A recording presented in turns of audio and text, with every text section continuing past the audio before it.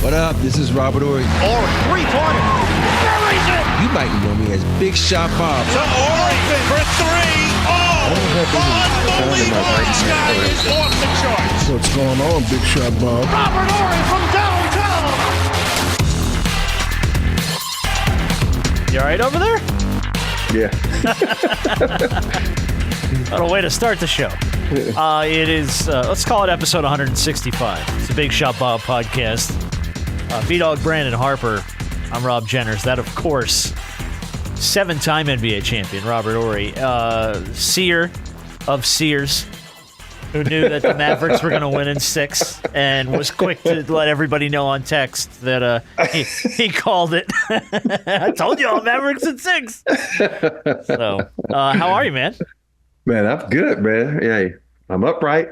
It's a beautiful day. Damn it's a beautiful straight. day, Gus. Sun's out, and I'm standing up, so everything's good. Man, a lot going on. We've got our conference finals matchups. You just tell me where you want to start. You want to start with last night? You know what? We can start with last night. Okay. It was an incredible comeback by the Timberwolves. I never thought that would happen. When I saw it was up 20, I actually turned the TV. and then my son was like, "Man, it's tied up." And like, Christian said, "What?" I'm like, "Tied up." Yeah. I turned back, and it looked like someone was punk drunk. They looked like Tyson Fury.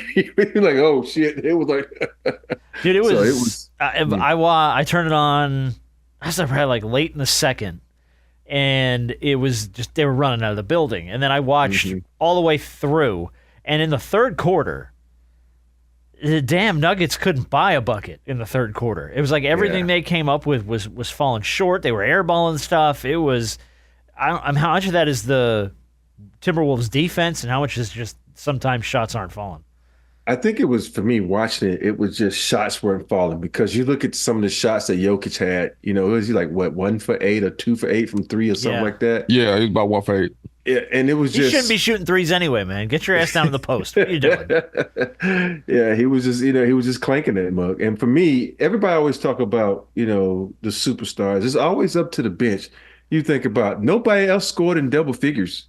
You look at Michael Porter Jr. He's always knocking down shots. He had a bad game. Gordon had a bad game, and when those two don't score, they can't win. Yeah, I think. Yeah, Go ahead, B. It was that second half, because obviously Ant-Man couldn't do anything in that first half. And he was struggling, yeah. Which is what had them down big, with 10 minutes and 10 or 9 minutes into the third quarter, they were down by 20. And a part of me thought, like, dang, the Nuggets got a team down by 20. They don't let their foot off the gas. But something told me, in this league, a 20-point lead really ain't nothing, especially with the way teams can go on runs. And the way Ant-Man was able to not only turn his game up, but he held Jamal Murray to, I think, only 9 points in that second half. Yeah, Jamal Murray had 5 points and 11 turnovers in the fourth quarter. Damn. Just in the fourth quarter. It was crazy. The way that the way that the tide can turn in each half, in every quarter. They always say basketball is the game of runs, and whoever can go on that run last, that's it. That's the team that usually wins the game. And the fact that you let Minnesota back in this game, once Minnesota got this thing back within 5 or 6, I said Denver in trouble. Yeah. Third quarter, they only let them score 14 points. I was like, uh-oh. Yeah, that was really it. It was that third quarter swung everything, man. Yeah, it was a slugfest, man. Think about that. Even though they took a lot of bad shots in that second half and then knockdown shots, it was a good game. It was an exciting game. I like good basketball. I know a lot of people want to see a high scoring game. No, I want to see a grinded out, hard to score game, because defense is what wins championships, man. You got to play. You got to be able to stop somebody at some point. Yeah, it was a fist fight. I liked it.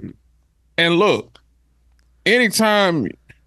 Look, a broke clock is right twice a day. anytime you got Rudy Gobert taking fadeaway jump shots and it goes in, dog, just go ahead. Hey, just go ahead and shake everybody's hand and say, hey, bro, y'all move on. Take care of Dallas for us, dog. Hey, and not only that, he was 4 for 4 from the 3-point line from the free throw line down the stretch. I'm like, okay, Gobert. Me and my son, like, who the hell is that dude in that uniform? Because that definitely ain't Rudy Gobert. Not the way he played early on. That fadeaway over Jokic, holy crap, dude. I watched that like 30 times because they're showing it from different angles. I think he was more surprised that shot fell than anybody. Like the Timberwolves bench was like, it's like they've been struck by lightning. It was hilarious. Hey, you should have seen the Denver bench. They were like, what the fuck? It ain't our night. It ain't our night, man. If Gobert's hitting shots like that, it ain't our night. Well, let's go back quickly to Game 6 because I wanted to play you some.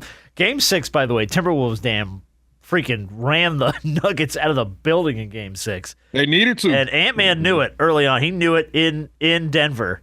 Did you really tell the locker room staffer in Denver you were going to be back for Hell Game yeah. They know y'all was in there. Yeah, I told them. I said, I'll see y'all motherfuckers for Game 7. That was the end of his post game on Game 6. I told him. What'd you tell him, man? I'll see y'all motherfuckers for Game 7. Okay, good. He told him.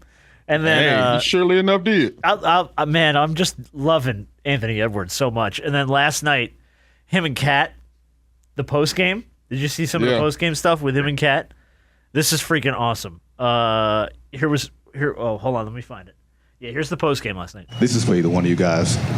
And usually in NBA history, it says you have to lose and lose big before you win.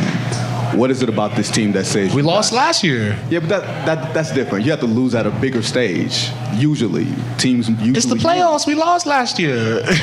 We lost the last 2 years. Shit. God damn! How much more we gotta lose? How much you want us to lose? We're losing for 20 years. That's just the truth, dog. God damn! Cat and Ant-Man up there together. Hey, they not lying. Like, bro, we've been losing forever. 20 years. How much more we gotta lose? God damn! God damn! Didn't they lose to Denver last year?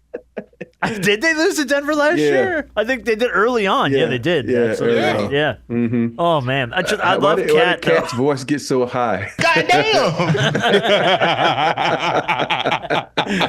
They were great last night. That was one of the best post games I've seen in a long time. No, you gotta play I don't know if you have it, the audio between Barkley and Ant.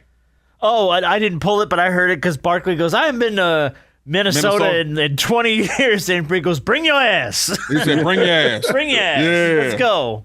And then Barkley's asking him for restaurant recommendations.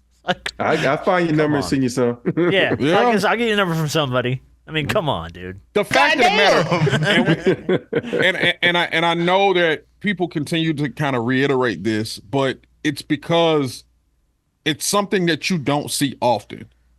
He's 22 years old. Now, the average 22-year-old, obviously Ant was one and done at Georgia, but the average 22-year-old in the NBA is still, in a sense, trying to find himself, regardless of how talented he is. You know, you can see talent on a 22-year-old, but you also can see a guy that maybe still trying to find his way. Experience. Right. Trying to understand the NBA mold and try to find his place. Ant-Man has not only found his place, he's telling you where he's going to go. He ain't asking for permission to go nowhere. I don't care if it's Kevin Durant, who he says he loves dearly. That's his favorite player. But you an enemy, and I'm going to attack you like one. And then when that clock hits 0, we can dap it up and we can hug it up, and then we can go, cool, laugh, or whatever. But while you on this floor, and if you're not wearing my jersey, I don't care how much I like you. I'm going to kill you. And we can smile about it after. Yeah. Yeah, I still think that, you look at it, he's 22, but Kobe was 21 when he won his first chip, That's killing true. it. He was 22 when he won his second chip. But those are the exceptions. Yeah. My point is, like, you got these young bucks now. You think about the greats like Michael Jordan, how old I think Michael was like 28 when he won his first chip. You think about Dream in his 30. I'm making a point that you got these young guns that are coming into this league that are trying to get their shit early. Yeah. They getting their chips early and be like, okay. But even when I was what? Well, you I were was 24. Was it your I was first year? 24. Was it rookie year? I was my second year. Was your I second was 24 when I won my first championship. And so y'all were older because y'all had to stay in college longer. Mike stayed in college, what, 3 years? 3 Yeah. years, yeah. Yeah. So, I mean, he was going to be But older. here's the thing is, this is what people forget, that we went to college young. These guys are 20 years old now when they get into college. So But, it's a big difference. Like, when did Mike come out? Mike came out 84? 84. Mm-hmm. All right. Him and then Barkley and Elijah then Warren. didn't win his chip till 91. Yeah. So that's a stretch, man. Yeah. You know what I mean? That's 7 years, 6-7 seasons. Yeah. Before And you win your first Can we forget Cat's young too, though? You know, even though Cat's been in the league, He's been around a minute. Yeah, he's been around. He left after his rookie year. I mean, his freshman season. Freshman year, yeah. Rob, when did you start kind of feeling, for lack of a better word, comfortable in the league? I think in my second year in the league is when I started feeling comfortable. And it was really more for me, like after the All-Star break, and I just started feeling comfortable. I just started feeling like, okay, you figure things out. You know, if you watch Ant-Man, his diet wasn't the best when he first got in the league. You know, it's all documented. But now he's starting to figure things out. You know, but I will say this: the only thing I didn't like about that game last night with Ant-Man, he kind of did the LeBron thing where at the end he's like, just give me the ball and try to go one-on-one instead of just running the offense, because, you know, they were able to trap you, which caused you to throw passes away instead of just, you know, when you was able to drive and kick, it made them so much better. Because think about, even Nas had a drive and kick. Even all these guys, when you move the basketball, and Denver's too good of a team to just sit there. You know, luckily Denver wasn't making their shots because y'all had some bad offensive possessions when you just stand around watching one guy go to work. They're so much better when they penetrate, kick, and move, and not go into this one-on-one basketball. Yeah, and they weren't doing it. They weren't doing a ton of that in the third. Yeah, not much at all. Nah, they weren't. But you know, I got to give kudos to Minnesota because like you said, there were a lot of crucial rebounds that they got that they needed. A lot of second chance opportunities, keeping the ball alive, keeping it on their side of the floor, and even just every second. You know, when it comes down to that period in time of the game, every second matters. So every second you can hold on to the ball and continue to drain that time down is pivotal.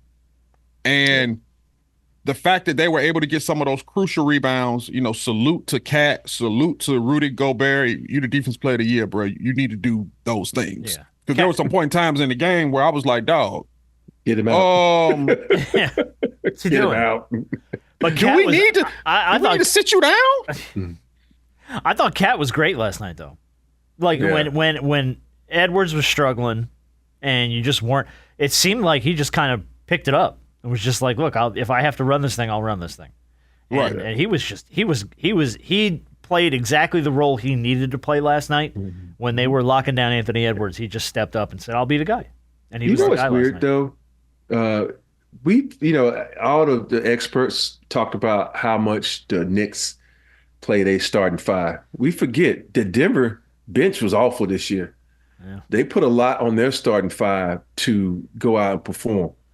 And I think it kind of hit home with, you know, especially Gordon and Michael Porter Jr., Karl. I think it kind of, those guys, because they struggled in that game. You know, Michael Porter Jr. was only 3 for 2, 1 for 6 from 3. And I know everybody talking about the Knicks, they only playing this way, they playing Tibbs, playing that, like, you know, the Denver does it the same way. Minnesota's pretty much the same way too. And so I don't want anybody to keep talking about, I know the Knicks got their hand, he got his hand broken and stuff like that. Brunson, Brunson. But everybody down the stretch only plays 5 to 6 guys. So everybody need to get off Tibbs, because every team in the league is like that. Because if you want to get to the promised land, you're going to put the onus on your starters and the next man off the bench. You're going to go too deep now, unless you got a deep roster. So they need to get off my boy Tibbs. Yeah, they were all over him. Mm-hmm. Damn. Everybody's throwing rocks at him today. Okay, sorry, go ahead. Oh, no, go ahead and transition. I was going to go to that too. Yeah, I was going to move us off. I mean, briefly before we get to the Eastern Conference Finals, Mavericks did get it done. We mentioned at the top of the show. Mavs closed out OKC. You kind of, Rob, you sort of said early on in the series, you thought OKC, lack of experience, young team, hasn't really been there. Is that what you saw from them in kind of that closing game? Yeah, they're not experienced. People don't understand. Experience goes a long way. And at the end of the day, OKC, they thrive off that energy and that youth to take them over the top. But when you come to the playoffs, the youth, they don't have that extra pull from like the vets. The vets sit back, they're like, oh, this is a 82 grind. We got to sit back and got to get through this to the playoffs. And then all of a sudden, it's playoff time. They have that bowl they can dip in for the extra energy. These young cats, they know they playing like that all year, so they really don't have that extra to pull from. And that's why I just thought that at OKC, and if you really look up, they ain't ready yet, man. They young, they won a lot of games this year, but they ain't ready. And they don't have any veteran leadership over there. They take a lot of bad shots. They don't know how to, just lock down someone defensively. And, veteran leadership plays a huge role when it comes to playoffs. You can have all these picks they got coming up, but if they don't have any veteran leadership, they're going to be back in the same position next year. Yeah, I think these are the type of things, obviously the time had been sped up, obviously, because, you go out and get an SGA. Chet, even though he got hurt his rookie year, second year out, plays the way you expect him to. You have so many other guys on that team to step up. Now you probably even speed this thing up a little more where all those culmination of first round draft picks that you stockpile, I would go, if I'm OKC, I know they're young and we're taking this stuff, but yes, they're young, but you're young and you just had the number one seed. And even though you weren't able to win the series, you need to catapult this thing to a whole nother level. It ain't about just going out and drafting dudes anymore. Now you got to stockpile some of those picks and go out there and get you a vet. Go out there and get you a difference maker, somebody who is somebody that can fit in with the youth and the mold that you have there. It can help take you to the next level. This is a good position for OKC to be in because they're in a better spot than I'm pretty sure Sam Presti would have ever thought they would have been in at this moment. Correct. Yeah. But weird thing about it, it's OKC is reminding me of OKC with the big three they had back in the day. You think about it. You look at that team, you look at KD, he could be Chet, and so far, SGA could be James or, Westbrook. And it's the same team, but they got to keep this team together. And that's going to be the hard part because if you keep losing, getting there and losing, guys don't get disgruntled. I know they put up this facade like, oh, we do everything together as a team. And I hope that is a true facade and they're doing these things and they like each other because you think about it, you got 5 good guys over there that are going to demand a lot of freaking money down the stretch. And, will OKC spend the money to keep them together? Yeah. Yeah, that's true. Yeah. But, I shout out to SGA because, obviously, when you're in the post-game presser, obviously he was like, hey, I shouldn't have fouled PJ Washington when he was taking that 3. But I know that's a tough situation to be in when it's going down the stretch like that and, it's a bang-bang type of play. Yeah. You're trying to contest it's easy to look fouling. back at it and say that. Yeah. In the moment. But guys do have to. It's tough, but it's a learning experience where guys learning to contest without actually fouling. Yeah. If PJ makes that shot, even though PJ Washington played very well in this series. Yeah, he played really well. That's a piece that the Mavs had been needing. They needed a guy that can really stretch the floor like he has. But you can test that shot, and if PJ Washington knocks it down, you shake his hand. But making sure that you don't foul in that situation and put your team in a bad place at that point in time of the game is pivotal. But at the same time, they're young. They're a really young basketball team, and he'll learn from it. It's gonna haunt him all season. Oh, sure. Yeah. There's always stuff. We talk about the PJ Washington, but let's give it up to Jones Jr. Yeah, but he was pretty much out the league sort of. Yeah. Now his reemergence in the Dallas, give the credit to Jason Kidd too for putting him out there and putting him in the position to succeed. Because a lot of these guys in the NBA, you got to be in the right system. We talked about that, right system, being in the right moment, and having someone to trust in you. Trust and confidence is so important to play in this game, man. Because if you lose it, you're gonna be sitting at home. Yeah. Yeah. True. Yep. Now. Go ahead. I was going to ask to kind of, I guess, wrap up the whole Western Conference thing. since we got Mr. with the crystal ball over here. Okay. Dallas, Minnesota. Who wins and in how many games? Minnesota wins this in 6. I agree with you. Yeah. That's what I had. Yeah, Minnesota I had in 6. Timberwolves in 7. I have it going 7. Oh, you got it going I think. distance. Well, here's the thing. I think this is going to be a fun series. It's going to be a fun Like, I series. think, and it's like genuinely, I don't know. Part of me was like not looking forward to watching the Nuggets in a Western Conference Finals again. Just wasn't.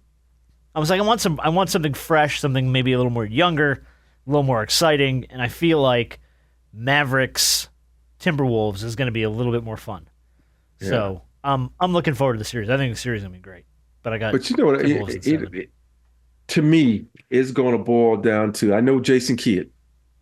He's gonna go small and get Gobert out the damn game, and he's gonna go at Cat and get Cat in foul trouble because he know Cat has a tendency to make silly fouls, and so you get him out the game and you go small.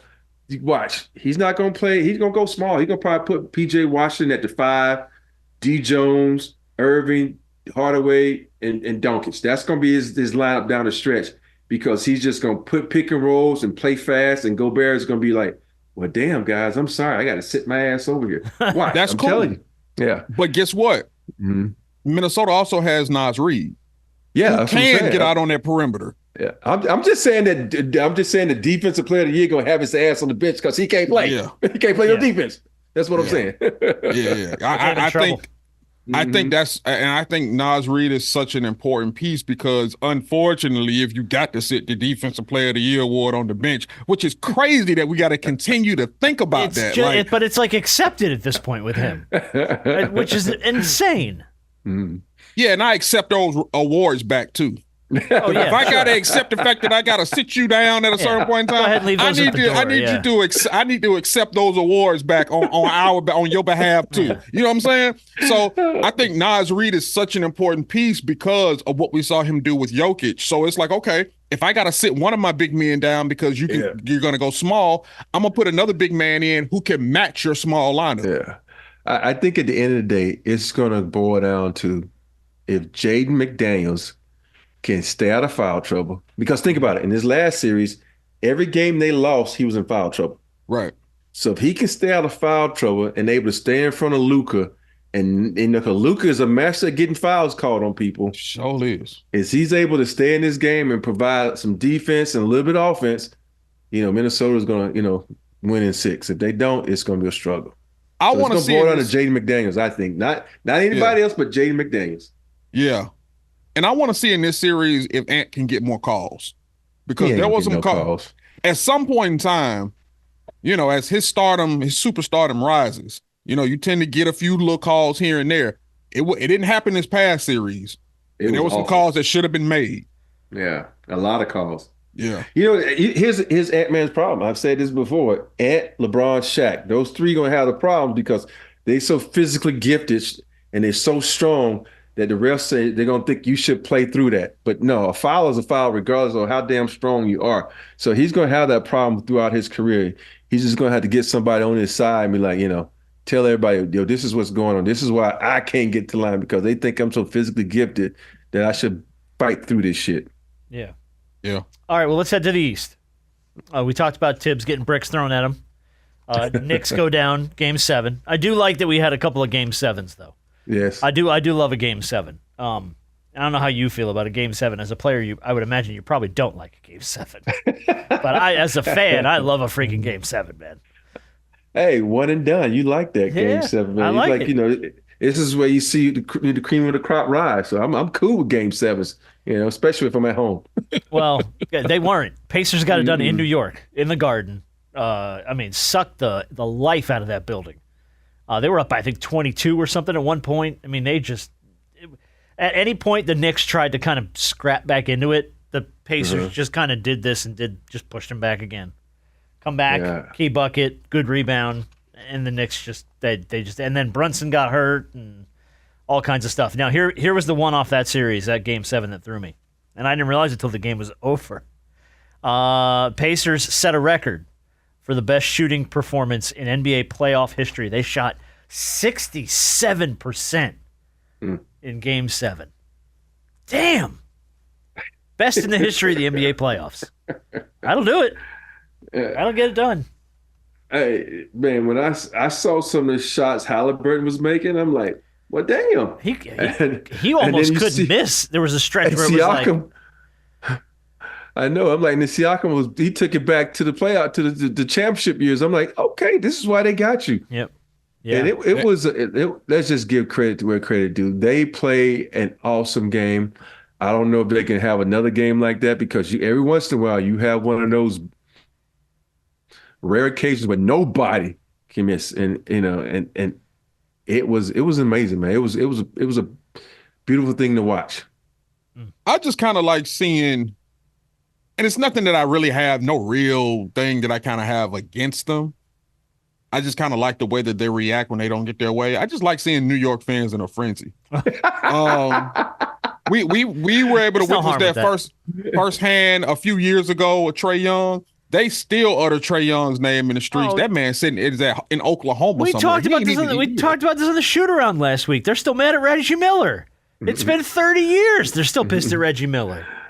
And so I like to see the look on all New York. Like listening to Stephen A. Smith. Oh my God. Spike Lee under his arm, knocking his hat off because Stephen A. was getting all aggressive in the post-game speech he was giving. And to see that orange energy, and blue skies. Oh, dude. Which I'm cool with. I love the energy, but it's always something about when Knicks fans or New York fans just kind of have to come back down to earth. Yeah. They just look a little different. They all look at each other and go, God damn! What just happened? Hey, you know what's funny about I've never seen, who would have thought that was the NBA Finals? They had every fucking Knick I think they ever played in uniform at games. Oh, Patrick Ewing was out there. Yeah, Ben Stiller in the stands, dude. Oh, man. Grandmama, Spree, Starberry, forget it. Patrick, Starks. I'm like, I can go the on. The best, though. Hold on. The best, though, was have you seen the Ewing meme? Somebody took a snap shot of Ewing eating some popcorn. And they just put out, not so easy beating the Pacers, is it? I was like, yep, that'll get you. Ewing in the stands for it. And then, so we get Pacers and the Celtics, who have been off for like a week. I mean, just hanging out. And they're gonna have to knock the rust off. I was gonna but the Pacers. So who? I don't know. I guess my question for you is, and I think we talked about this when we talked about the 0-1 Lakers, when you guys stumbled out of the gate against Philly because of that reason. Yeah. Would you rather be the team with 6 days rest or the team coming in off of a Game 7 fistfight? In this situation, me being the Celtics, I would take the rest just so I can get Porzingis back. But if we 100% healthy, I don't want to wait around for someone. And I think if you look at this Celtics team, They needed guys who need the rest. Porzingis needed the rest. Harford needed the rest. Even I think Holiday, to me, he didn't seem like himself, like he needed the rest. So in this case, I think it works out perfect for the Celtics. And I don't think they'll lose any rust. I think because of all the energy and emotion that the Indiana Pacers had to play with, they're going to be they're the team that's going to come in a little, off kilter. So I think the Celtics win this one in 5. I'm right there with you. Mm-hmm. I think the Pacers are gonna put up a fight. I think Halliburton and them guys are gonna do as much as they possibly can do. Miles Turner, they're gonna put up a fight. These games are going to be a few of these games are gonna be a fight, but I think at the end of the day, Boston just has too much. They're built for this, man. They are built, and they need to be. Yeah, they are built for it. They just have too much. So I say Boston in 5 as well. Yeah, I had Boston in 6. I'm one game up on all you guys. I really think that at the end of the day, Boston really misses the Time Lord because with Hartford being as old as he is and Porzingis being hurt, you needed that extra big in Robert, and they don't have him. I know he stayed hurt a lot. But when he did play for them, he was freaking monsters, blocking shots and getting rebounds. So I think they might miss him in this series. Yeah. What can Indiana do early in this series to try and avoid? Because I feel like Indiana's going to come in gassed. Like they've got to be exhausted. They had a Game 7 full-on brawl with the Knicks. What do you do early to like keep the momentum up? Like, is it rotations? Is it guys coming off the bench? I mean, like, what do you do? What's your game plan? You're gonna hope to play that you don't, you can take that same energy from that last game and bottle it up and take it into this game. You're gonna have Halliburton is gonna have to come out on fire. He's going to have to look to score to put the pressure on someone to have to guard him, because when you look at Jason Tatum and Brown, they usually don't have to play much defense, so they're able to rest on that end and put that energy on the offense. And I think with you got Halliburton, he needs to come out and you put some pressure on there. I know that's not their job to guard him, but it's going to put some pressure on Holiday to play some defense, and it's going to go down to those guards applying pressure to make the Jason and Brown play defense, because nobody wants to play defense on the Celtics sometimes. They're just going to come down and jack threes up. Yeah. And I think I do think Boston, they really, like you said, their rest really helps them, because they really do need to get Porzingis back, because they need bodies down there to deal with Miles Turner. Even though Miles Turner can stretch the floor, his ability down there to block shots, and you need somebody down there who's able, some size down there who's able to contest with him. And, Al Horford, he likes to spread the floor a lot. Al, at this age, ain't somebody who want to really be down there in their paint throwing elbows.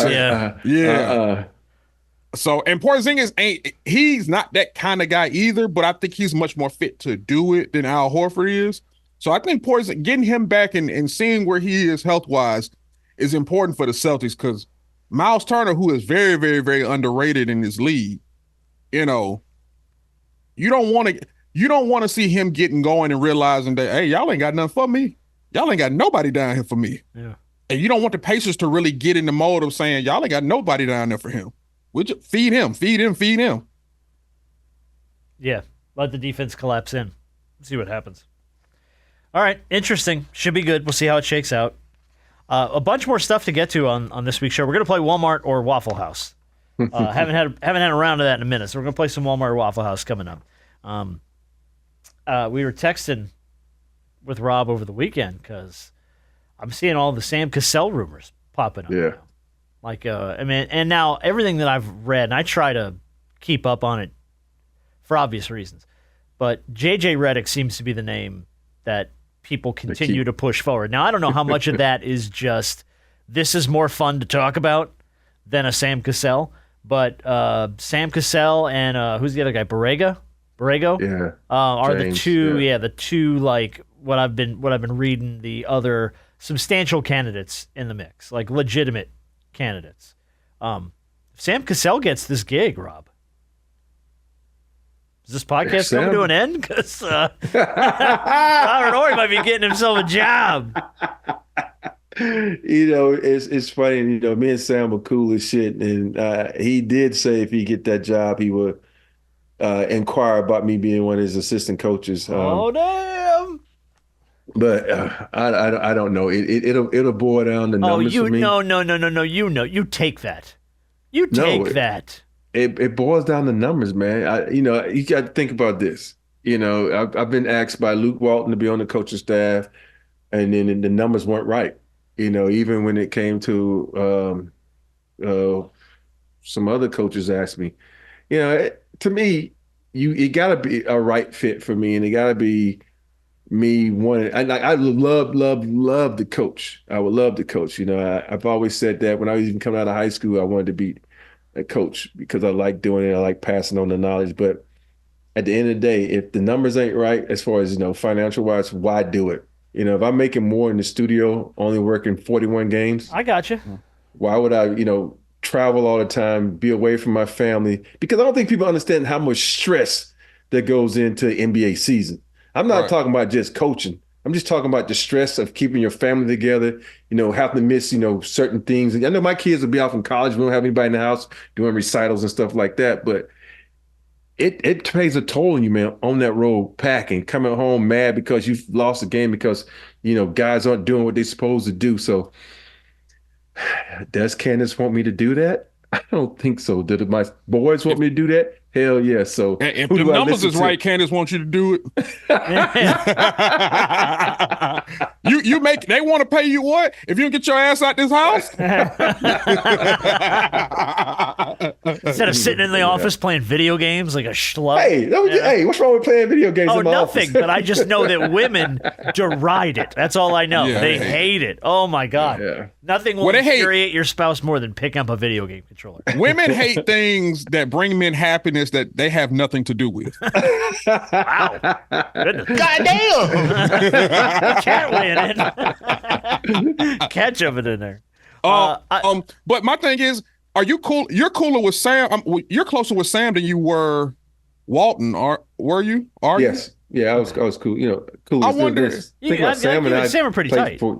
Yeah, we're real tight. Yeah. Mm-hmm. I would think that I would hope that Sam would, if he gets the gig, he would look out. He'd look out for you on when the numbers, or try to get you something that will pull you out your house. Yeah, and I remember I went into an interview with Vogel to talk about coaching. I really was like, because my contract was up with Spectrum. I said, okay, let me try this. I had a meeting with Vogel, and then Spectrum was like, okay, we're gonna pay you X amount of dollars. I said, all right, Vogel, I'm out to run it, because it was like, You pulled your name? Yeah, I Oh, pulled wow. my name because it's just like, I'd rather be I in the didn't know you studio. were. I didn't know you met with Frank to be on the staff. mhm. Okay. Yeah. Interesting. Yeah, But I think this go I around- get it. I mean, I get, but I think to B's point, this is Sam. Yeah. You know what that's I my mean? boy. Like you get to.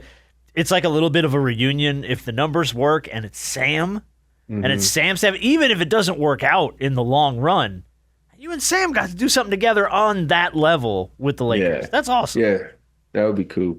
But I really don't think Sam is going to get the job. I hope he does, because it's just so many rumors going around that they're gonna put JJ in there. I've heard And, everything about that. And I just think that's going to be the biggest mistake the Lakers can make. Not because it's not JJ can't do the job. It's just he don't have the experience. No experience, man. No experience. So he hadn't even been on the sideline. So only Now, time the we were on the recent sideline as a player. Yeah. Now the recent report that just came out was the Lakers have not had any discussions with LeBron about JJ, or I don't know if they've talked to JJ yet. Yeah. So I don't trust those reports unless it's Woj. well, it was Shams that Yeah, said. Shams and Woj, those are the two. Okay. If it was Yeah, those are Shams, two. then I would give that credit. It was Shams that said it. Okay, interesting. Well, there's a lot out there, but yeah, I hope Sam at least has a legit shot. I think Sam deserves it. There was a couple weird things that happened around the world of sports in the last week. We'll touch I on know, briefly, and then we'll get to Big Shot, and then we'll do Walmart or Waffle House. The Scottie Scheffler arrest during the PGA Championship. I don't know how much of this you even really saw or paid attention to. But That is so weird to me, because it was at night, early in the morning. I should super say. early in the morning, yeah. And I don't trust those reports, man. I'll be honest, because for them to arrest you for something like that, you had to do something. And, Oh, he and did it's do all- something. Yeah, no, he drove through whatever police barricade they were blocking off traffic, because I guess there had been an accident really early in the morning. Someone was unfortunately hit and killed by a car. So there was a huge police investigation. I think that he thought, well, this is them blocking traffic for the PGA Championship. I'm the number one golfer in the world. Get the hell out of my way. And just drove through it. Apparently the cop jumped on his car like freaking Robert Patrick in Terminator, and he dragged him. He dragged his cop for like a half a second, and then he stopped, and then realized, oh, okay, I think this is more than them just trying not to let general traffic through. Yeah. And that's why they arrested him. And now the rumor is that all the charges are going to be dropped. But Oh, okay. he spent the morning in the pokey. There's a mugshot, orange jumper. I'm extremely That's what I was shocked. How the hell disappointed. did he get? When I saw the orange jumper, I didn't think it was. I was like, how did he put on an orange jumper that fast? Oh yeah, no, Like, and damn. he was out. He was out. He made his tea time. Yeah. He made his tea time, for Christ's sake. But it's really a missed opportunity for Scottie Scheffler to wear an orange outfit one day. one day at the PGA Championship. I know, that'd be cool as Orange shit. tops, orange bottoms, orange hat. How about him saying he was just stretching? He said, I'd never stretched before. I was in there stretching, doing my warming routine. Warming up. People that were in there were apparently in jail with him for the few hours he was in jail, thought he was cool as hell, and he was being real nice, and he was telling everybody it was bullshit that he was in there and stuff. I was like, all right. Just a wild scene, man.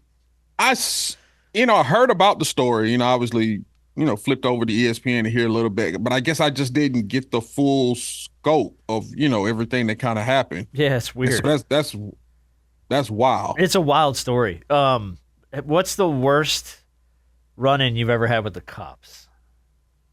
I've only had one run-in with a cop. I was pulling into a gas station. I was in my Ferrari. I had a Ferrari at the time. Ooh. And it was a really deep slope. So I came in and I kind of eased in there because you can't just, and the cop was like, man, he pull up. I'm looking like, oh shit, something going on at the gas station, right? And he walk up on me and says, you were doing like 85 to get up in here. And I'm looking at him. I'm looking at the front of my car. I'm like, this is a joke, right? He says, what do you mean this is a joke? It's like, so he was just like on me. And I'm like, dude, I'm driving. You see how low the front of my car is? There's no way I could have been doing, I would have tore the front of my car up, right? And he was like, he was on one, right? And the other cop was standing in the back. Of course, he had his hand on his gun and he's standing looking. And then I think he recognized me and started smiling. And the guy was like, have you been drinking? I said, no. I said, let's take the test right now. I ain't got time for this shit, man. And he was like, well, you going to do the test? I said, no, I shut up, B, when I said it. I'd rather blow in the tube. And so he's like, no. He tried to do the test where you like stand. I'm like, I'm not doing that. And then he's, when you got to do something like this, and I'm not doing that either. Yeah, no. Let's get this shit over, man, because I haven't been drinking. And I hadn't been drinking. I just left home. And he was just finally, he was just an asshole. Mm. And then the part I didn't like is like, a lot of people start gathering and looking and like, oh shit, like Robert Ory about to get fucking tased and beat up by a cop. Oh damn! And this was before cell phones. So and then he eventually said, all right, have a good day. I'm like, dude, and it was just so weird, man, because he said I was speeding. I said, just because I'm driving a Ferrari don't mean I was speeding. Well, yeah, all he saw was the Ferrari. Yeah, I just assumed, Man. Yeah, so that's the only. I've never had any. No, I know you haven't. That's why I asked. I didn't know, even if it's just a little scuffle like that or something. Yeah, I've had issues with cops with my middle son, like twice with my middle son, but other than that, I personally no. Okay, interesting. Did you hear any of the Harrison Butker speech? Yeah, I heard it. Yeah, I heard it. I don't even know if we want to talk about this. We might just want to move on. Okay, from it, but I'll say this. Go ahead. Can I say? Go, man. It was on the sheet because I had a theory on it. It was. Go ahead. Yeah, I want to hear this theory. Okay. For whether you agree or disagree or whatever, for the people who are trying to get petitions out there to get him cut from the Kansas City Chiefs. Come on. Because of what he said, get a life. This is not as egregious as you want to think it is for a guy to lose his job. There have been guys who have put their hands on women who have gotten second and third opportunities in this league. There have been guys who've gotten in trouble with the law doing other things who have gotten second, third, and even fourth opportunities in this league. And you want somebody to sign a petition for him to get cut from the Kansas City Chiefs? Nah, y'all gone too far. Y'all lost me there. I'm sorry. Well, at no point. I don't agree with that. At no point in the history of humankind has a decision been made because of a petition. It's never happened. Oh, well, there's 100,000 signatures on this petition. Well, in that case, we better hire Joe Schlub to come in here and kick and miss a field goal and win us the Super Bowl. It's the dumbest stuff in the world. Stupid. It's stupid as hell. All right, here was my theory. This is why everyone got sideways. So Harrison Butker was doing this whole thing about, during this commencement speech at Benedictine College, religious college, saying, I'm sure that there's a lot of women getting degrees today, but I'm sure you're most excited about the kids and your marriage and all the homemaking that you're going to do because my wife's a homemaker and she's never been happier. And everybody got all up in arms about it. We got petitions and all that other shit. Here was why I think everyone got up in arms with it. All of the women that day, if you choose to be, I'm sure all of them were probably excited about the idea of having a family and getting married and stuff, because that's like a normal human thing. But the day that this happened, you were there to celebrate the completion of 4 years and God knows how much money to get a degree to better your future. And I think that his message necessarily wasn't wrong. It was just totally at the wrong time. Like, they're here for their future. And you're just like, well, I'm sure you're most excited to have kids and make me dinners. And it's like, okay, hold on. While this is fine that that's what you believe, bud, you're missing the mark. All the people here are here to celebrate the fact they finished their education, which they are going to use to better their future, start a career, and do all this stuff. And you kind of pick that moment to go, well, I'm sure you're probably most excited about having babies. And I'm like, look, dude, I just feel like the reason everyone's up in arms is because his timing was wrong. It's not so much the message. It was the timing. His timing was really off. He couldn't have had worse timing. Really, I didn't even listen to it. Dude, it's just weird. And for me, I always run that through the filter of weird, only because it's like, if you're giving a commencement address at a university, I would imagine the things that run through your brain is, I want to share some things that I've learned along the way, and I want to inspire you to go out and do something cool. And that message didn't really kind of line up with that idea of go out and conquer the world. He's like, go out and make your husband dinner. I was kind of like, all right, bud. And I think his wife is a chemist or a physician or something like that. Look, I'm happy this works for them. Good. That's great. That's awesome. Lean into your faith. I've nothing wrong with it. Right. I think you might have didn't read the room, bud. Read the room. Everyone's here to celebrate their careers in college. All right, let's quickly do Big Shot of the Week, and then we'll do Walmart or Waffle House. Big Shot of the Week is going to go to a UK firefighter named James Trounsden. Here's why. He was called to assist another fire station on a fire, and unfortunately, they sadly found a woman passed away in the home. She died from the fire. But she had a dog, a small terrier, and he was trying to get the dog out of the house. The dog didn't want to leave, so he finally coaxed the dog. The dog jumps up to his arms, and once he's got the dog in his arms, the dog didn't want to leave his side. So he goes ahead and adopts the dog, brings it home, integrates it with his family, and his kids love the dog. And apparently now him and the dog are like connected forever. Like the dog won't leave his side. The dog goes everywhere with him, like immediately connected to him. So he didn't have to do that. He could have just said, look, not my thing. Put it in a shelter. It'll find a home. And he didn't. He took it home. And he found his forever home. He said, out of tragedy, sometimes there comes happiness. I just thought that was dope. And if you ever want a Big Shot of the Week, help an animal. Because I seem to give a lot of those away to people that help dogs. Yeah, it's funny, but I know this story because of my wife. My wife, Candace, like loves dogs. I mean, I don't know where she got it from, but she'll sit there and watch those things on Instagram and TikTok, and then like sometimes I look over, she's looking at the sad one. She's got tears. I'm like, watching that? Just turn it. Yep. But it's so sad. Well, go to the next one. This man saved an ostrich, and she's just crying her eyes out. Yeah. So she's anytime someone taking a dog and the dog can just attach onto her like that, that means it was looking for love. And at the end of the day, dogs know good people, man. So I think something in that dog realized that guy and his family were good people. I think that's right. All right, well, let's goof off and have some fun. Oh, here we go. The game of the Dirty South. Rob was here recently. I hope he got his Walmart and Waffle House exercise in while he was down here in the Dirty South. I have 8 stories. It's just your job to tell me if it happened in a Walmart or if it happened in a Waffle House. Let's go with story number 1. Police were called to this location after a homeless man walked in, went straight to the nearest corner, took a piss on the wall. That's it. That's the whole story. Man walked in, went straight to the nearest corner, didn't talk to anybody. Huge leak. I'm going to go to Waffle House on this one. They called the cops. All right. Rob says immediately, Waffle House. What do you think, B? Yeah, I'm going to go Waffle House. Okay. Both wrong. Walmart.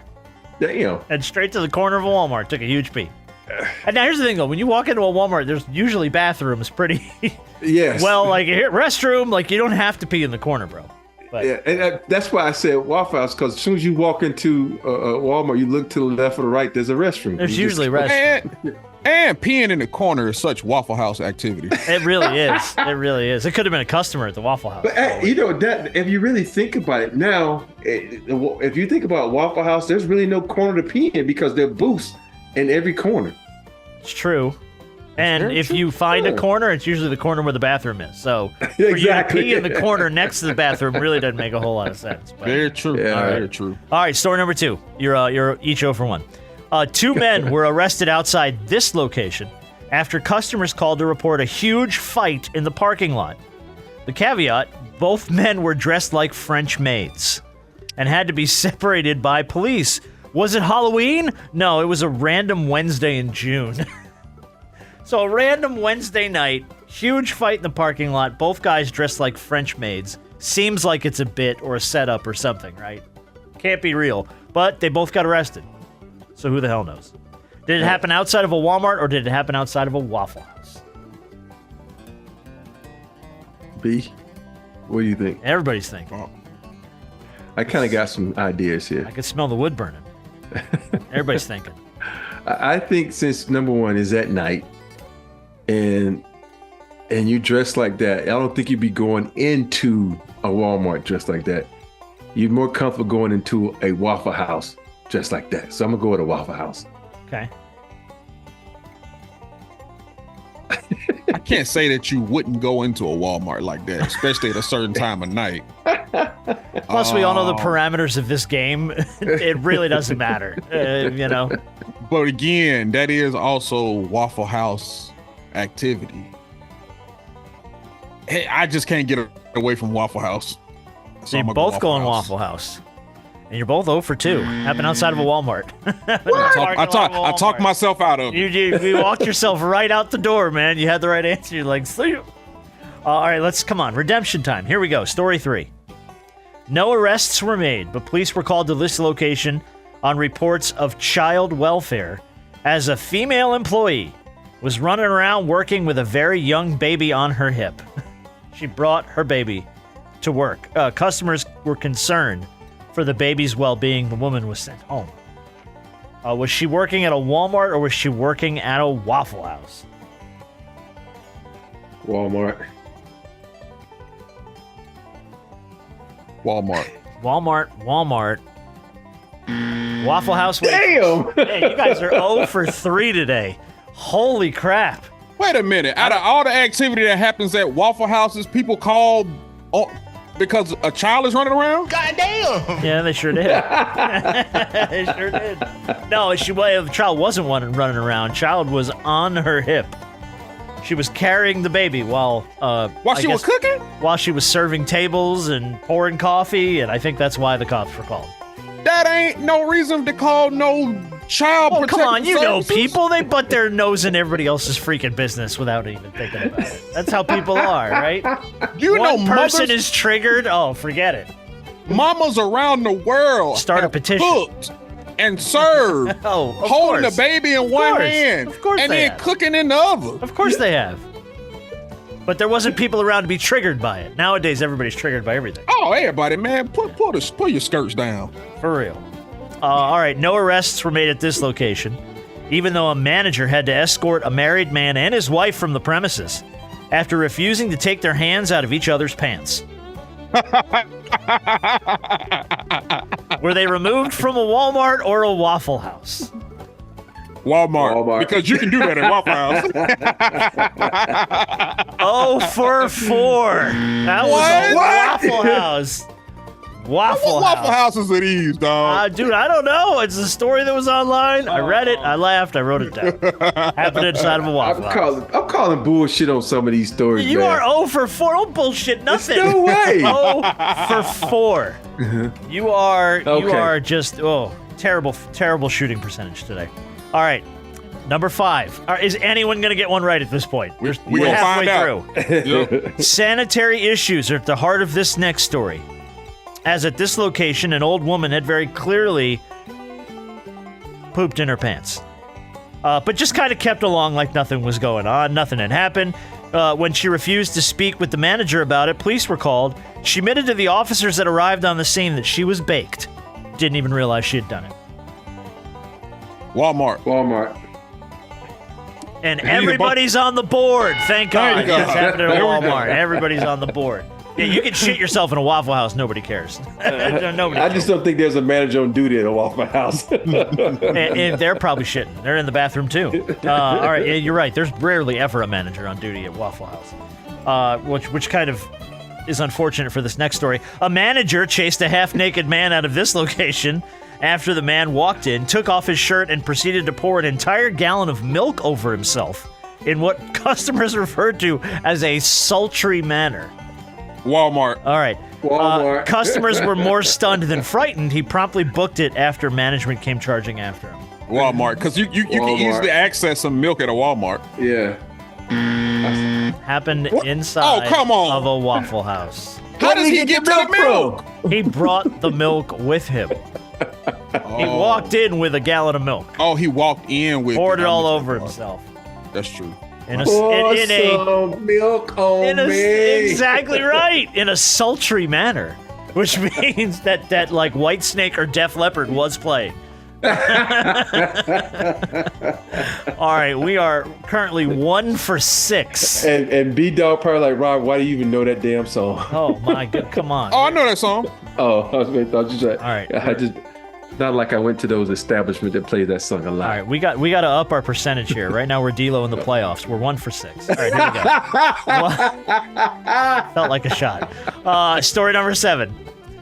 Once again, a manager is at the center of this shit show after he found 2 employees having sex behind the building. And like any responsible manager, he joined in. When other employees called the police, all 3 were arrested and promptly fired. Did it happen behind a Walmart or behind a Waffle House? I gotta go Waffle House.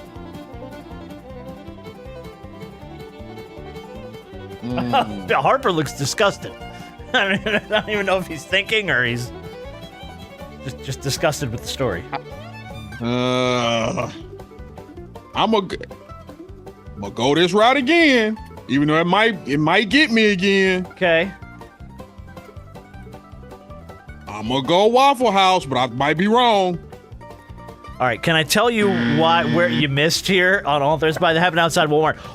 3 employees are involved in this. That's everybody at a Waffle House. There would be nobody inside. There was a manager and 2 employees. That's the entire staff of a Waffle House. It happened. Okay. What's the problem? There wouldn't be a freaking single person inside the Waffle House. I'm still trying to figure out what the issue is. I guess that's your most time you go to a Waffle House. You're like, hello? Fucking what? Anybody here? All right. Oh, my goodness. 1 for 7, both of you. Dang. Look, Rob. Us and Jokic. Ain't you? 1 for 7. All right. Last story.